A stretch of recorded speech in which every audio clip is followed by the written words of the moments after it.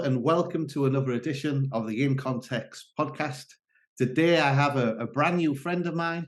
He is called Alex Di Prima, and he is the author of this fantastic book. Not many people in the UK will have read this yet. It's Spurgeon and the Poor. But rather than waffle on, I'll let him introduce himself. Good to meet you, Alex. How are you doing, brother? I'm doing well, Ian. It's a pleasure to be on with you. Thank you for having me on the podcast. Alex DiPrima, pastor here in Winston Salem, North Carolina, across the pond. Church we planted 6 years ago now, and married to my wife Jenna. We have 3 children, ages 2 through 5.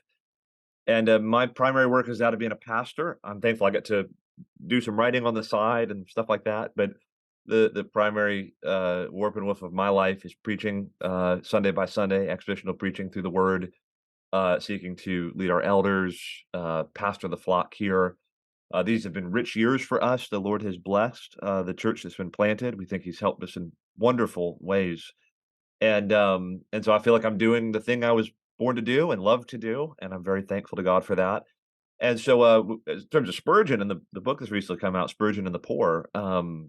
I did doctoral studies here. I had the time and the means to do that, and so invested in looking at Spurgeon in a more intensive way. I'd always loved Spurgeon, appreciated Spurgeon, but especially looked at his social concern, mercy ministries, his evangelical activism, his church planting, all that kind of stuff. And so wrote my dissertation on that, and then later thought there's something here for pastors and churches that needs to be explored in greater depth. And so I wrote the book is not my dissertation exactly, but more a popular treatment, a more accessible treatment of the subject of how Spurgeon sought to minister among poor and working class people in London and throughout the UK, and particularly how he understood social concern and good works of benevolence, mercy ministry, etc., in its relationship to the gospel itself. And so that's kind of what's going on there in that book. And I'm thankful to have other opportunities now to write about Spurgeon, and that's kind of a side project and just a passion project I get to do, which I'm thankful to God for. Well, when I first saw the title of this book, I was extremely excited. A lot of people are so keen to emulate uh, Spurgeon in the pulpit, Hmm.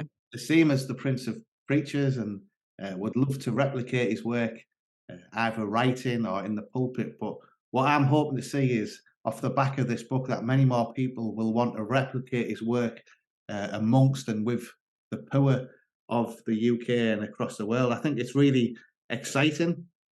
It's the first time I've really looked in depth at the work that Spurgeon has done with the poor. I knew he was involved with the Pastors' College and reaching Thomas Medhurst, with which Medhurst Ministries is named after. Uh, Mm. but I think the work that he's doing, that you've shown us in this book, is exciting. But what we see with Work the Day, with books like City to City and Tim Keller, and a lot of people are looking to the city and seeing that if we reach the city, then the gospel will trickle down. Whereas whereas Spurgeon had a similar idea where he saw London as the gateway to the world. But Mm. what is the difference between how Spurgeon saw that he could reach London with the gospel uh, for revival? What is the difference between Spurgeon's approach and that of maybe City to City and Keller and much of the work that we see Yeah. in the world today? Well, there would be a number of significant differences. I think I'm not as familiar with Tim Keller, obviously, as I am with Spurgeon. Mhm. But I'm aware of what he's done and what he's doing through City to City, and I've read his book Center Church, which is helpful.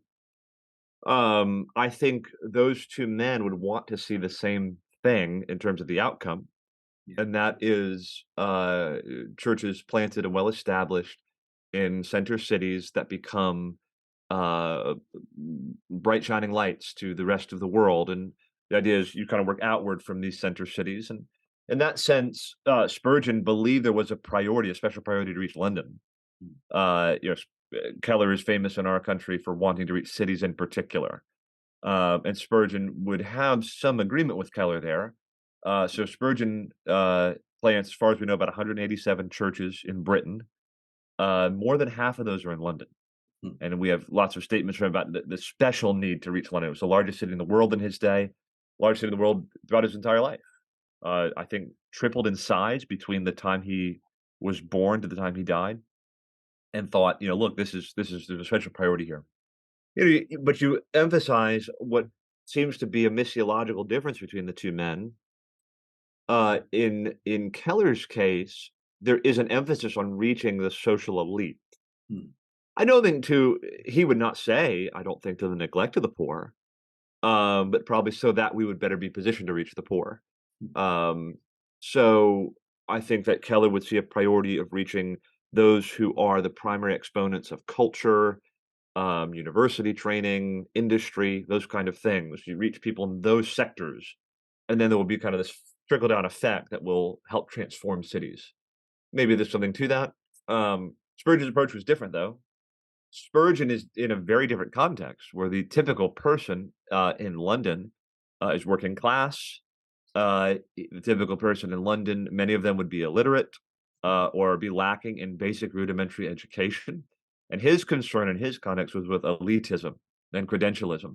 mm, That if we don't train pastors from among the working class, from among the people themselves, they're not going to be reached.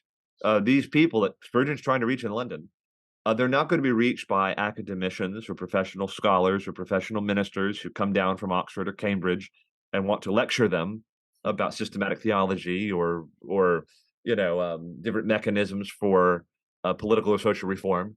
They need to hear from men of the masses, men of the people, mm, who are drawn straight from among them and are trained and are qualified and are enabled to preach the gospel in, he would say, blunt Anglo-Saxon, not kind of the stuffy, grandiloquent. He talks about preachers have stained glass in their throat, as they preach. He's like, we don't need that. We don't need lecturers. We need men who go right to the heart of the people. And such men will be especially suited mm, to reach the people. And he thought that that would be the primary mechanism by which revival would come to London. Then it could be debated by historians and scholars and missiologists and pastors on which approach is better suited for, say, like London today, which approach has been more fruitful or successful missiologically. But that would be the relevant difference. I do see Keller as emphasizing a kind of top-down approach, a trickle-down approach. We reach the culture creators, the ones who are influential culturally, and it trickles down. mm, Spurgeon is going to be much more ground up. Let's go straight to the people and draw out men from among the people who would then be qualified, well suited to lead them. mm. So, Yeah, encouraging, yet quite the opposite to what we see in the UK in particular today. in the U.S., it would be a mixed bag. Right. So Keller's approach would definitely be appreciated by many, and there is a priority of many denominations on reaching the cities in particular. Mm, But there is also among, especially Baptists, a willingness to receive men who maybe don't come from, highly educated backgrounds, maybe don't even have their seminary training, but nonetheless are qualified, able to preach, and able to pastor. So it's just I think rural ministry in the States, from one angle, is thriving in a lot of ways, um, and among poorer classes, but it's a mixed bag. mm. Yeah, I think the only reason I got to preach was because preachers and pastors weren't willing to move to the town where I live and fill the vacancy. Sure. So that benefited me in one sense, and in a similar sense, reading about Thomas Medhurst prior to setting up Medhurst Ministries, and again reading what we find out about him here in your book, I was probably in a similar place to him. I got saved. I'd heard the gospel. I loved Jesus. I loved his church, and I loved the lost. And I had a zeal to share the gospel. But along with that zeal, there was a lot of naivety and not heresy, because it was error rather than heresy. I didn't know how to handle the Bible well, and I didn't know where to go to be taught how to handle the Bible well. Fortunately, I was convicted as I was preaching. I can't remember the verse it was in particular that I was preaching from, but it spoke about heresy. And at that moment, when I read the verse, I thought, how do I know this isn't heresy, what I'm preaching today? So that led me to Oh, wow. search for an organization that could help me preach and handle the Bible well. So praise God that happens. Amen. Yeah, but I think uh, we see a lot of help for the poor. The church in this country has a heart for the poor. It it provides food banks. It provides homeless shelters. It seeks to help people in crisis, but it seems to have a low expectation of the poor. It stops at crisis intervention and doesn't seem to prepare people for or encourage people and train people from a poor or working class background into ministry. So, what was the kind of things that Spurgeon did to not only transform the physical problems of its community, but to help the working class people change their community spiritually? What did Yeah. holistically? Yeah, that's a good question, Ian. So by 1884, the Tabernacle, the Metropolitan Tabernacle, which the church Spurgeon pastored, had 66 benevolent institutions operating out of the church, and Spurgeon was intimately involved in many of them, most of them even. Now, what should be noted about those ministries, I mean, they encompass practically every area of human need: Mm. orphanage, pastor's training college, evening classes for remedial education for working class folks. He did the food banks, the clothing banks, ministries to police officers, prostitutes, subsidized housing for widows, all kinds of things. But there should be a couple things that are said here about how he viewed those ministries operating and what long-term or even primary function they serve. He believed that there was an inherent good in relieving human suffering and need, that just giving a cup of cold water, even if it's not attached to a gospel tract, is just a good thing to do. Christians should be known to be kind and benevolent and generous, and we should want to alleviate human suffering in all its forms. But with almost all of those ministries, he connected them. There are two things that should be noted here. He connected them in some way to gospel proclamation. So none of the ministries I'm aware of were simply about offering material aid or physical relief only. It was not just about providing for some need or element of deprivation in society. He has many street missions, children's ministries, ragged schools, Sunday schools. In those settings, there's always going to be some kind of evangelistic presentation or the preaching of the gospel or presentation of the truth. That happened in the orphanage. The kids were not only taught reading, writing, and arithmetic, they were given religious instruction. There were efforts to kind of draw those from the benevolent ministries into the life of the church. So the meetings of the Blind Society, for example, were held at the tabernacle. They might have a brother from the pastor's college come and maybe give a 10-minute, short sermon. And then, members of the tabernacle would sit among the people and talk to them, get to know them, that kind of thing. So there was an effort to bring word and deed together.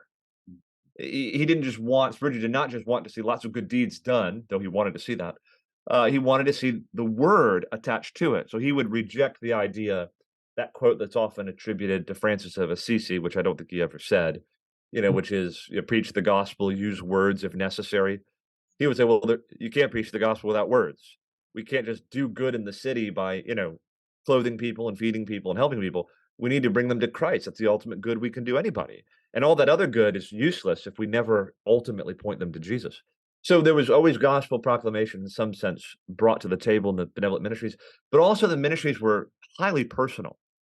So what I mean by that is there was always a member of the tabernacle somehow involved in an intimate way in these ministries, whether they're the ones, mentoring students and teaching classes, or the ones trying to provide aid to the widows that were, supported through the almshouses, or, whatever. There were members of the church who were connected in a personal way with these people.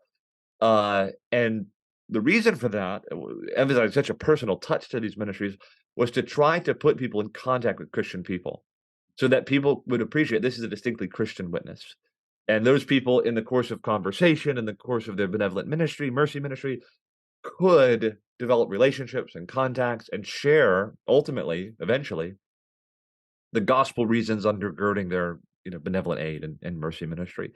So I don't think Spurgeon would be happy if we just, dug wells in Africa in an impersonal way, that never involved any sort of commending of the gospel or connecting that ministry to the gospel itself. He's for digging wells in Africa if it's done in a way that commends Christ, his gospel, it's personal. This is the Christian community doing this work. So he'd want to see benevolent ministry ultimately serve gospel ministry. He'd want to see those people that he helped ultimately brought into the life of the church. That would be the goal. It wouldn't be a condition for extending aid, but it would be a goal or object in extending aid. Mm. Yeah, and it's sad. I recently had to do a paper on what each ministry could learn from one another. It was saying like the distinct ministries of church planting and community transformation, and I'm like, well, there shouldn't be distinct. Yeah. Oh, absolutely. Yeah. Spurgeon would insist on that. He would say that the church is the hope of the world.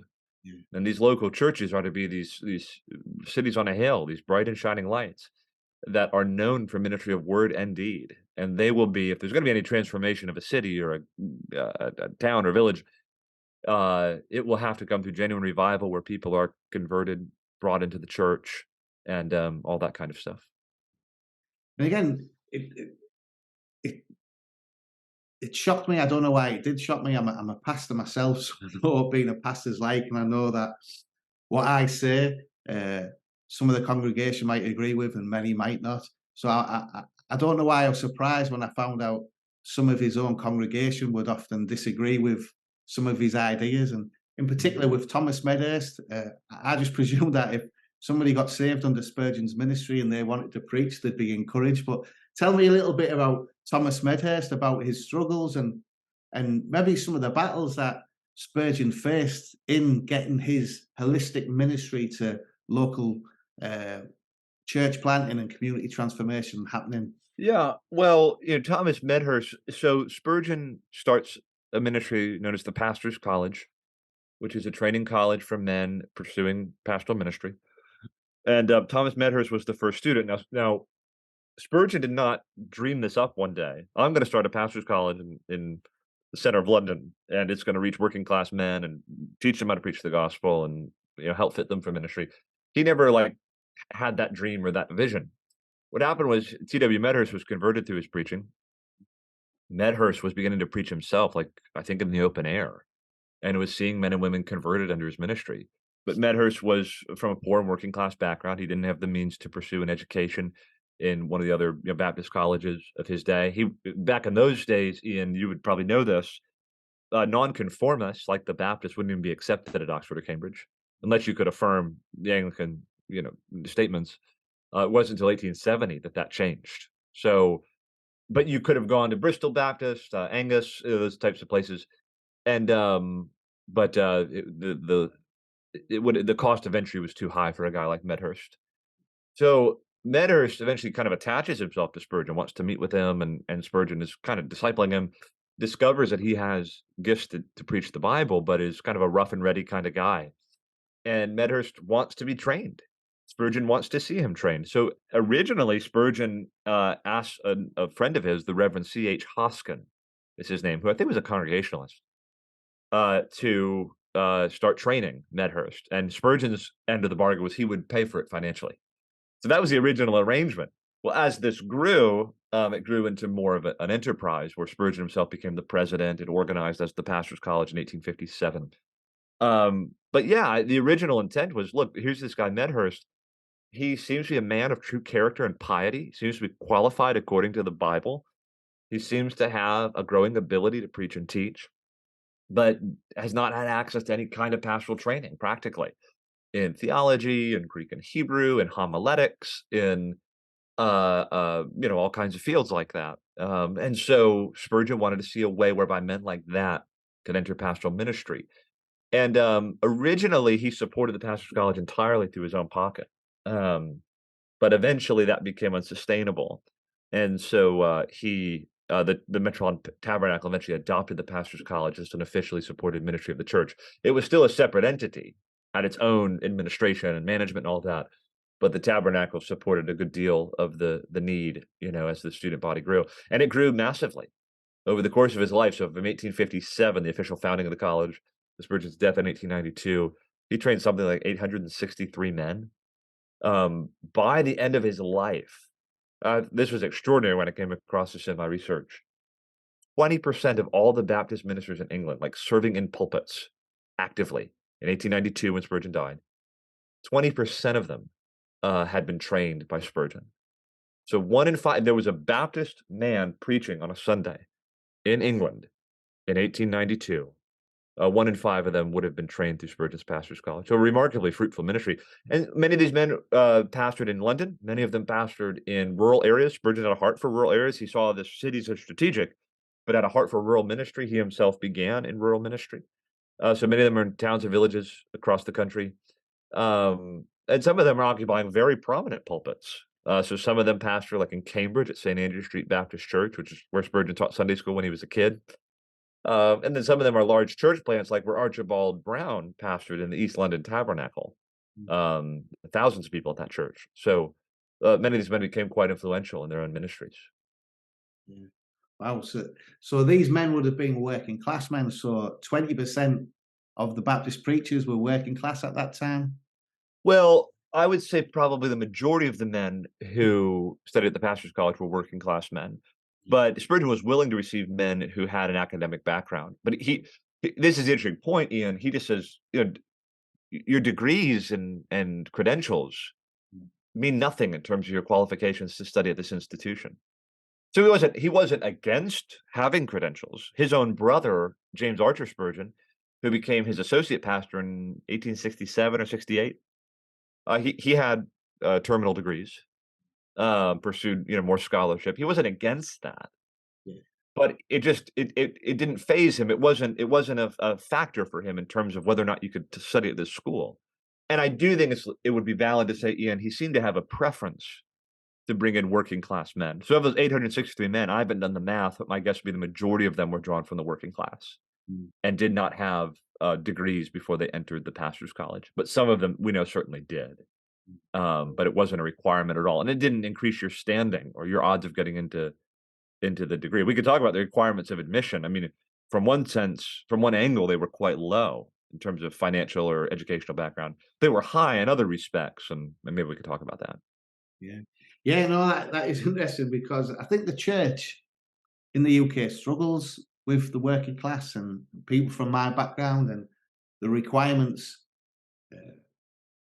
are either too high, as in, so for me, I couldn't train to be a pastor because I didn't have a degree. So I struggled to find seminary training or any training online or distance that I could do. And even when I found stuff, I struggled to afford to pay for it. So so I was similar to why the pastors' college was started, was people were barred from ministry because of educational or financial background. But then what I also find is other people, the bars are set too low, where they just expected people from my background to be served by the church, to come and have their needs met, where the bar is set very low. There's no expectation for people to be discipled, to show our sanctification, to show ministry training for deacons or elders or for pastors. So, yeah, what was the balance like for Spurgeon to enable all people to train, to have an expectation of godliness, but also let the class have no impact on who becomes? Yeah. Well, so like I said, the standards were high and low from different perspectives.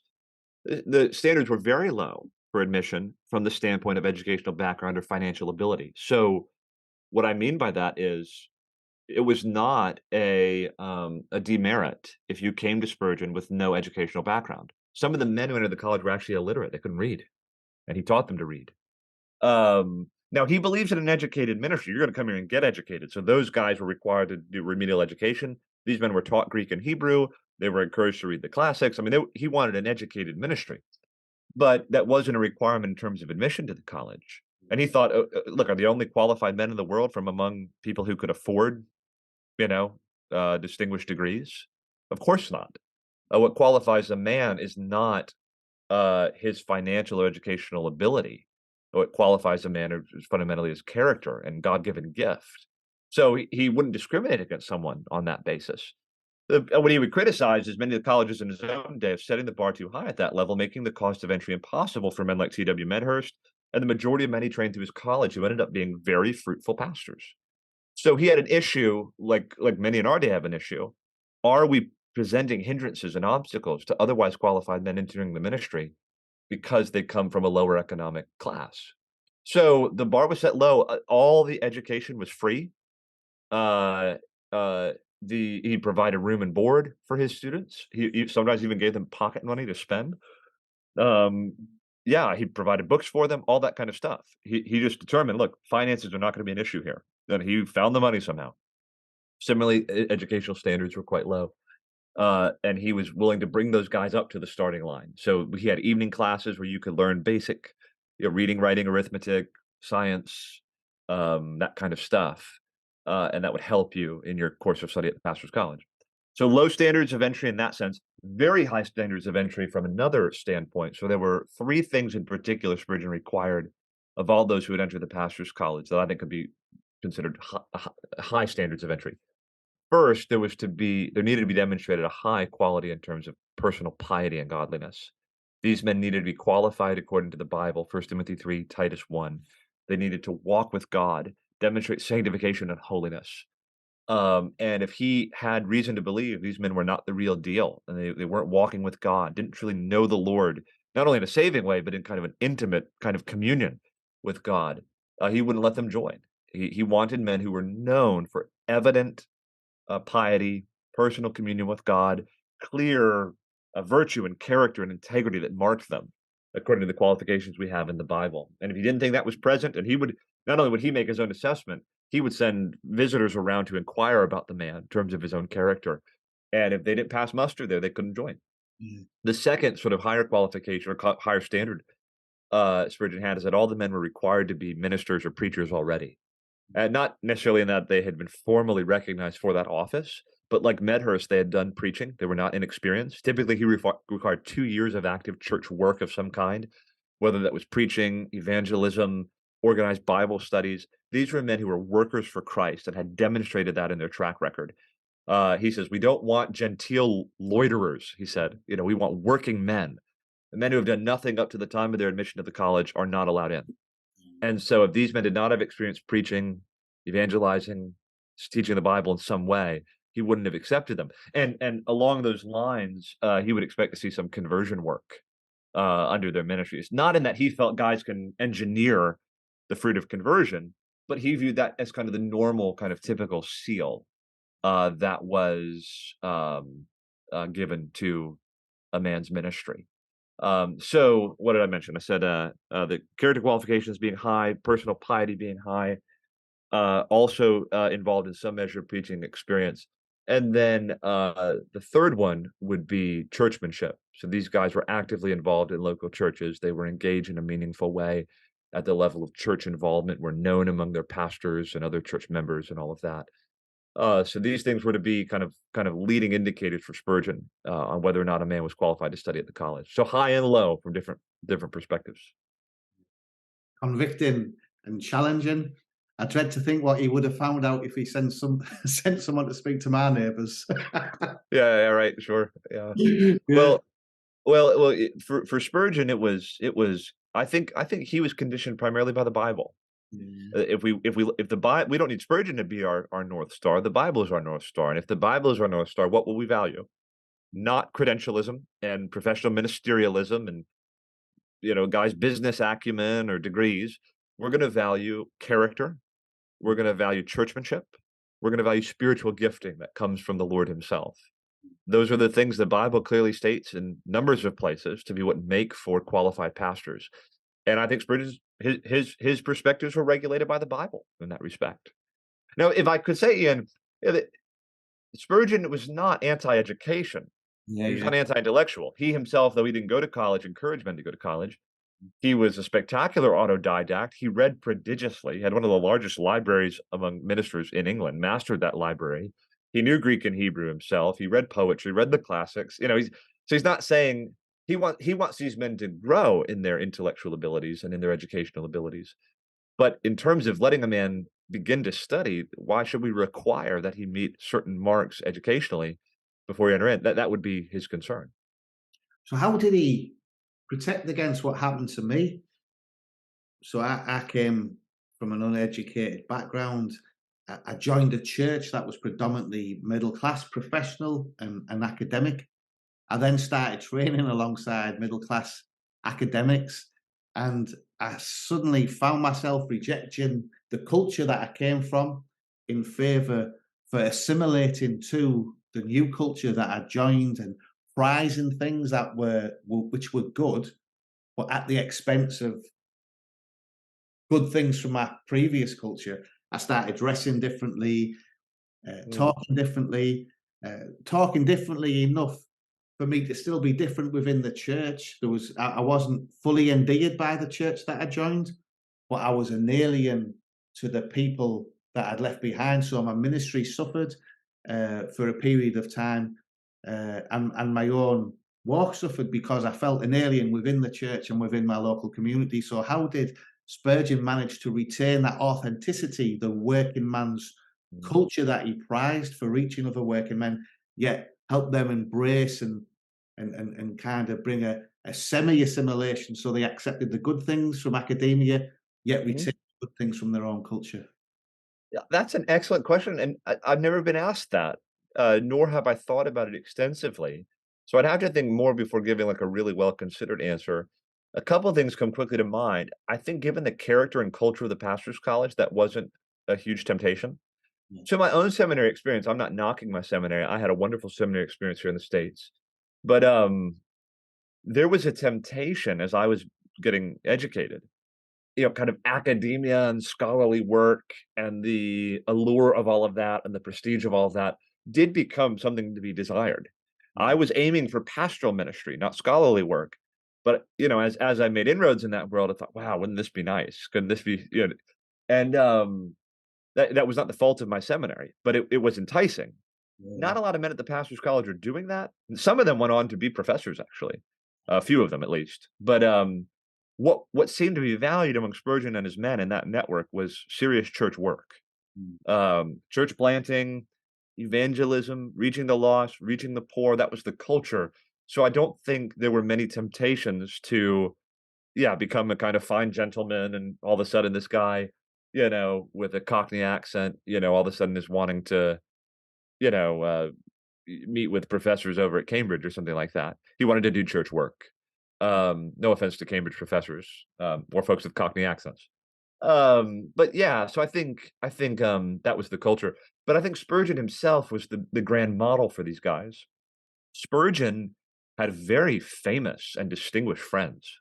Mhm. William Gladstone was a close friend who would visit Spurgeon in his home. John Ruskin, the great social critic and literary guy, was very close with Spurgeon. I mean, he had uh, prime ministers and members of parliament who would come and hear him preach on a regular basis. President from this country, he wasn't quite president yet, James A. Garfield, came and visited the tabernacle and would meet with Spurgeon in his vestry. He knew how to talk to gentlemen, and he knew how to speak to the issues of the day, and he knew how to deal in the realm of academic discussion and debate, but he never lost his touch with the people. Mm. And so I think the men, Spurgeon was he's just larger than life.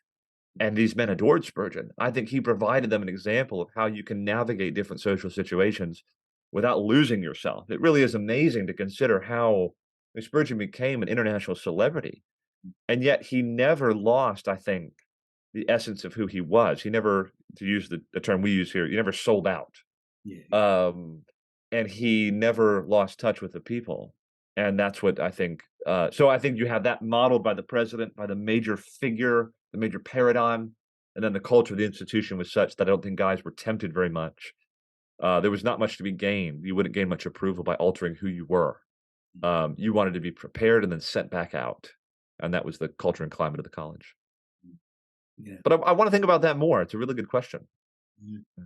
Yeah, it's something that I'm thinking about for a study that I'm doing, and just to guard my own heart and to help people that I'm training, because we want to give people opportunities, yet we also want to keep the ministry to the poor in mind, don't we? So Yeah. again, I'm far from anti-academic, um, but sometimes I do find it easier sitting in a room by myself reading a good book than dealing with No, the it's really ministry. well. I'll share from my own testimony. I came from a working class background. Neither of my parents went to college. I worked in a plant for 7, 8 years, a factory.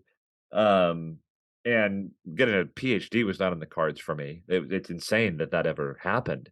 And I noticed myself changing, and there's vocabulary I use now that I didn't use before. And I have wondered at times, does my own ministry appeal more so to educated classes than it would uneducated classes? And I've had to explore that in my own heart and life, my own ministry. Spurgeon would not encourage us to try to, we're not necessarily trying to reach any particular class. We want to reach all men, you know. So we don't want to put obstacles to any class. And I think he would say preaching the simple gospel is the remedy. Just preach the word of God, and that will both offend high and low, and it will endear us to high and low among God's elect. And so he's not, I wouldn't say Spurgeon will not, he will not accommodate us if we want to think, well, we're going to be a church for the poor, or we're going to be a church for the educated. He's saying, no, no, no, you're the church for sinners, and reach them, and don't present unnecessary obstacles either to the poor or to the rich or to the educated or uneducated, etc., which I think is a good word for us to consider. So having said all that, how do you think with the success of the pastors' college, uh, the incorporation of the poor and the working class, not just in the pews, but also in the pulpit and even into training? You said some of the trainees from the pastors' college went on to be professors. What do you think's changed over the last couple of 100 years then between uh, the UK church as it is today, which consists of, I think, 80% of churchgoers, middle class with a university degree, and that's Mm. only representative of 27% of the country. So the working class and the poor are now largely missing from the church. Yeah. What do you think? Why do you think that has happened first, and then secondly, what do you think Spurgeon would make of it? Ian, that's a tremendous question and extraordinarily complex. Mm, So I don't know what the numbers are in America. Um, I would think they are probably not as severe as all that, but still similar in that you would have among the membership of most evangelical churches in the United States, my guess is they would tend to be more educated and more comfortably middle class than the broader population. And you would have less representation among the poor in churches than you would in the broader society. I assume that's true. Someone listening could correct me on that. You're telling me though that's true in the UK. And you're asking me what's changed in the last 100 years in the UK. I don't know. I'm not from the UK. I've tried to study the UK, but I wouldn't know probably as well as you would, Ian, or our mutual friend Mez McConnell and others might know. I think a few things need to be said or at least acknowledged. The social situation we're in today is very different from Spurgeon's. mm, So in the Victorian era, I don't know exactly how this works in the UK. I'm very familiar with how it works in the United States. In the Victorian era, you did not have a very wide and broad mechanism for social welfare. mm, So many of the services and mechanisms for relief that are provided now by the government were not provided by the government in, say, 1854 when Spurgeon arrives in London. So the government just didn't view it as its responsibility to take an interest in the public health of its citizenry. Cholera epidemics are happening. It never occurred to the government that that's their problem. They're not thinking about housing for the poor. That's the poor's problem. They live in slums. You've got overcrowding. That's industry will figure that out. The economy will figure that out. But it's not our job to do anything about it. And what that meant, Ian, was that the needs of the poor, the relief of the poor, was primarily left up to the generosity and benevolence of local churches and nonprofit organizations. So if anyone was going to help orphans, it had to be the Christians in London. If anyone was going to help these needy widows who through their husbands had died or whatever, they couldn't provide for themselves. They're doing needlework as much as they can, but now they've got arthritis and they can't provide for themselves, and there's 6 children that are left behind because dad died of cholera. The government wasn't there to help in 1854. The church had to help. So I think that created stronger contact between the church and the lower classes. Whereas now that work or that involvement is primarily the work of the government. At least it is in the United States, I imagine to a large degree in the UK. So the church has been replaced in that sense. Now, I say it's complicated. Is that necessarily bad or wrong? I imagine there's plenty of diverse opinions Christians can have on that. Should the government be more involved in programs of social welfare? I think there's a strong argument to be made that they should. People in this country will make arguments that maybe they shouldn't. But you can see, at least socially speaking, I'm not talking about Bible verses now. I'm just talking about historically, socially, the church has less contact with the poor because the government now has primary contact with the poor at the level of social relief. So that's one contextual factor that complicates this equation. Now, this is one, Ian, even as I think about this and say this, I think this would be controversial and could be seen as elitist, and I don't mean it to be. My background, my undergraduate degree was in finance and economics, and I've given a lot of study to that privately over the years. And I do think this just needs to be acknowledged.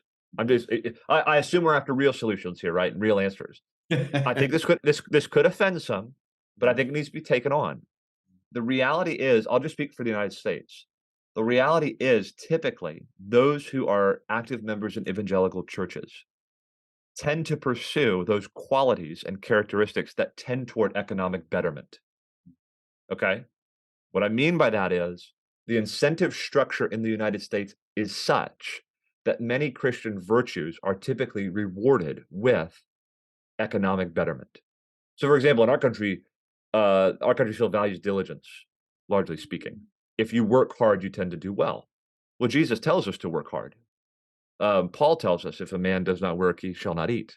We're told to work hard with our own hands, to follow Paul's example in that. Well, this is an easy way I could put the point. There's a very popular public intellectual in our country right now who has forwarded the perspective that typically among middle-class people, there's three things you need. Three things. If these three conditions are met, you will almost always be comfortably middle class. If you graduate high school, if you don't have children out of wedlock, and I think the third is if you just get a job, any job. It could be minimum wage, but if you get a job, graduate high school, don't have children out of wedlock, in 95% of the time you're middle class.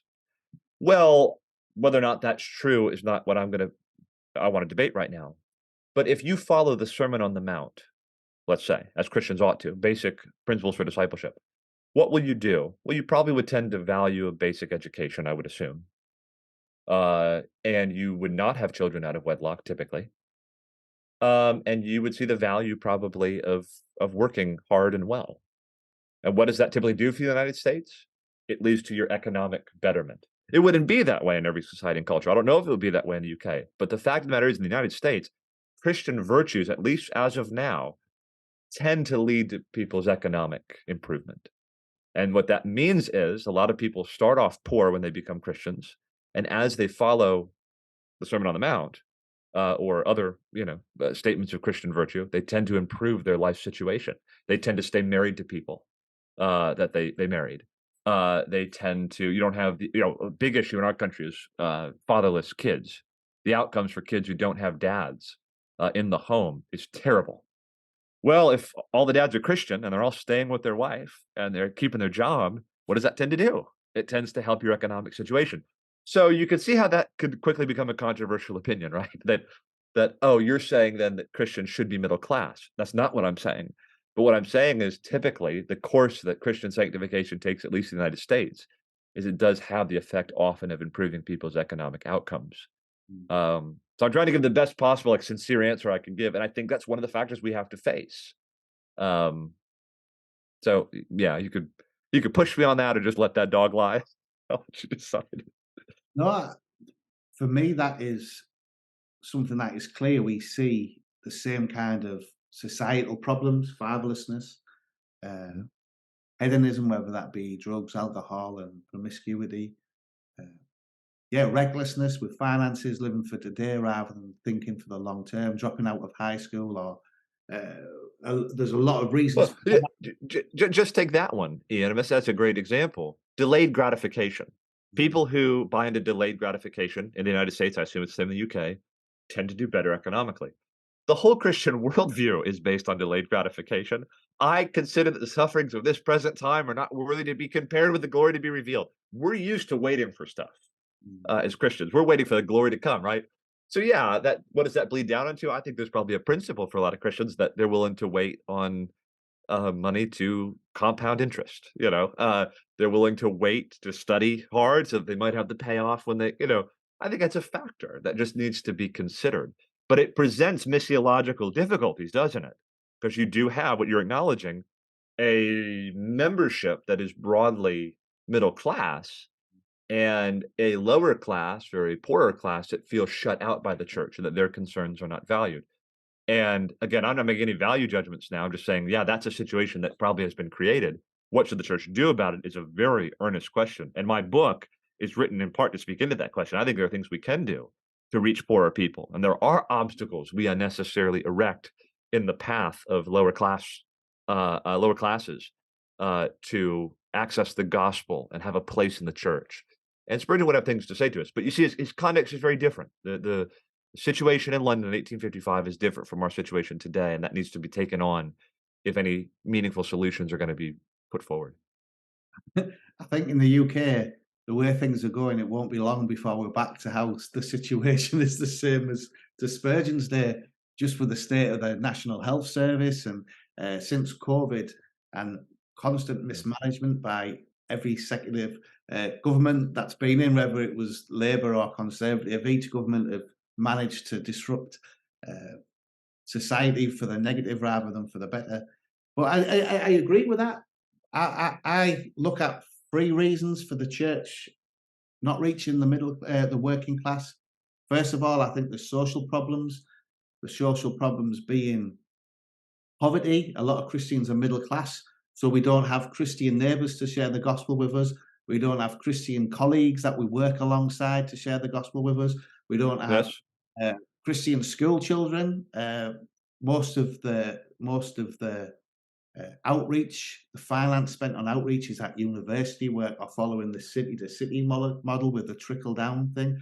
So Mhm. most people are being reached with the gospel and middle class. So there's the social aspect. The structural.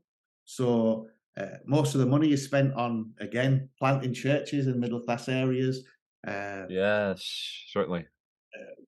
training middle class pastors to reach middle class communities. So there's the structural things. It's difficult for somebody from our background to train and be accepted on that ministry journey. But also there's that self-inflicted. So for me, what I've noticed is a lot of people who've got saved through our church have come with uh, chaotic backgrounds. So many of people have died shortly after being saved because of the consequences of their previous lifestyle, whether that's alcoholism or drug abuse. Ah, There's also people who are on the sanctification journey but end up back in prison because of the lifestyle that we're living or have overdosed. And then there's also that spiritual rejection that poor people reject Jesus as much as rich people. So yeah, right. it's complex. I think there's three layers. But I think the saddest thing that is missing. So I'm not blaming middle class. I'm saying, look, there's a responsibility for the poor. There's a responsibility for the middle class uh, for why the church is failing to reach the poor. But sadly, there doesn't seem to be that emphasis that Spurgeon had to acknowledge the gifts that poor Christians bring to the church to help Mm, preach it. You mentioned that some of these preachers were preaching that not just to the working class, but were preaching to the middle class and to the elite as well. They were accepted in Christ as equals, even though they came from a class background. And I do think there's that. Yeah, that is one of the differences that can be changed and can be I changed. agree. Yeah, and so all the reasons you just mentioned, Ian, contributing to the problem, I think are all valid. I would agree with all of them. I as you're acknowledging, I'm saying also it's the reasons why we have this problem are multivariate. There are several different factors at play here, and so I think we need to eschew simplistic answers. This is a complex issue, and that shouldn't daunt us into putting forward solutions. But we need to really go after the issues here. Yeah, one thing I will say, so here's something the Baptists did in this country that could be tried, and Spurgeon certainly did it, but it has its pros and cons. Baptists have done so well in America in part because they made the requirements for entering the ministry low from an educational standpoint. So we have way more Baptists now than we do Presbyterians. The PCA is microscopically small. The Presbyterian Church in America, or even the Orthodox Presbyterian Church, some of the other offshoot groups, very small compared to the number of, say, Southern Baptists. That's the big Baptist denomination here. Mhm. Part of the reason for that is we don't require you to have an MDiv to be a pastor. Yeah. We don't require that you must know Greek and Hebrew in order to be a pastor. Well, the Presbyterians typically do, at least Presbyterians in our local presbytery. I'm a Baptist myself, but I mean, in the local presbytery in my city, you have to pass ordination exams at the level of the presbytery, you have to know Greek and Hebrew in order to be a teaching pastor, and you typically have to have a master's degree. And for that reason, what do Presbyterians have? They have a much more educated ministry. Good for them. But they have fewer men in their schools, fewer men pursuing training. Well, the Baptists have way more available preachers, you know, um, and for that reason are probably reaching more people and are much larger in numbers. But that said, the Baptists cause way more problems, it seems, than the Presbyterians do.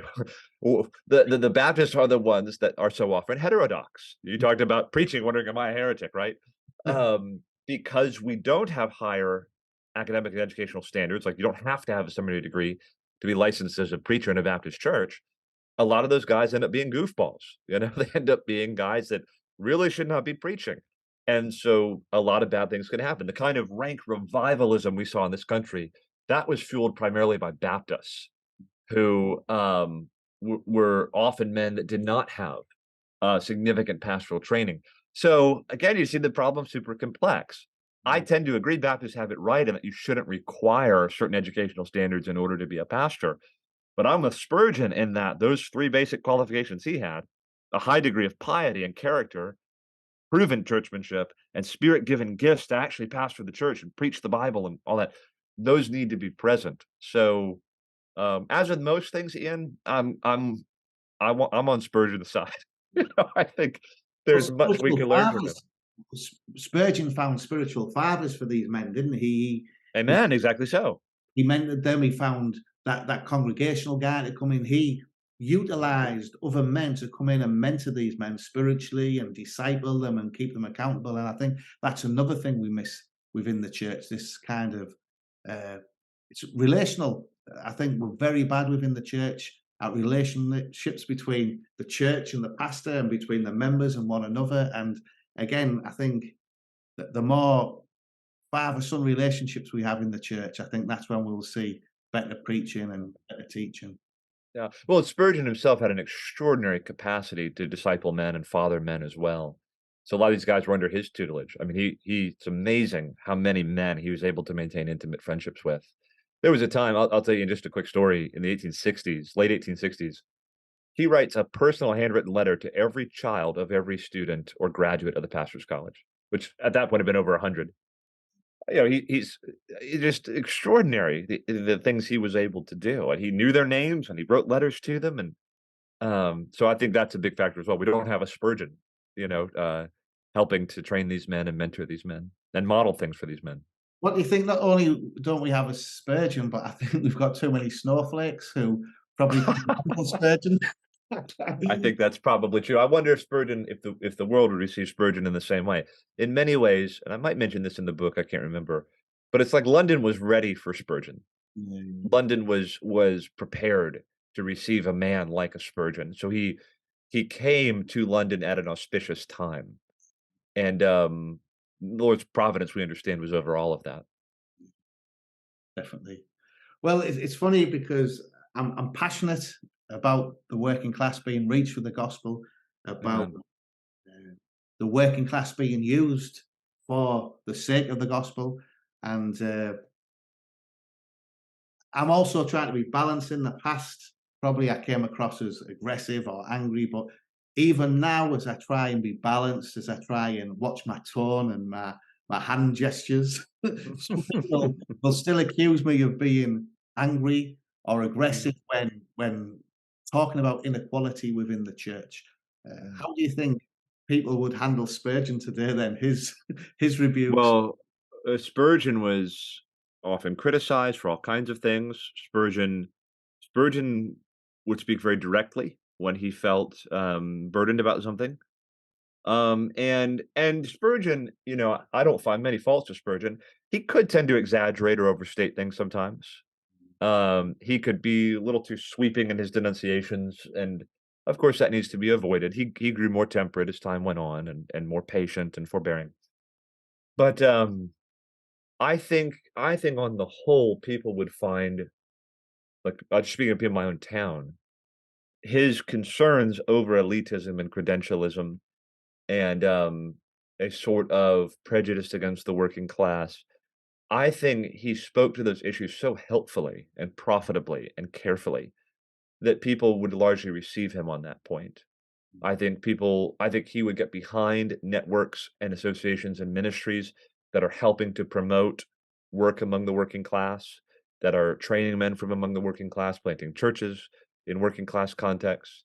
I think he would still speak out against elitism in our day, but I don't think he would give uh, credence to those who want to say everything that's done in middle class ministry is bad or wrong, which I know you don't think that, Ian. I don't think that either.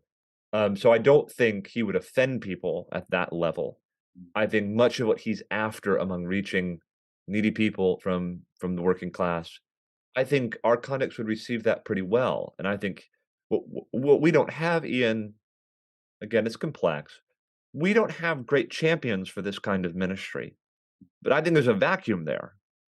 So I'm delighted to. I've been getting more acquainted with your ministry, Medhurst Ministries. 20 schemes, what Mez and those brothers are doing.